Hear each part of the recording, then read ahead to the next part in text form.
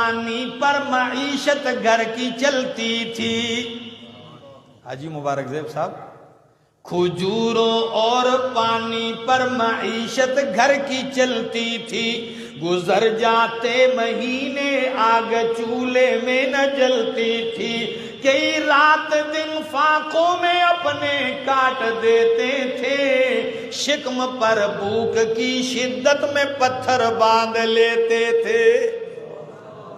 لیکن اللہ نے مقام کتنا عطا کیا، شان کتنا عطا کیا. مسافہ جس کو ہونے کی سعادت ہاتھ آتی تھی.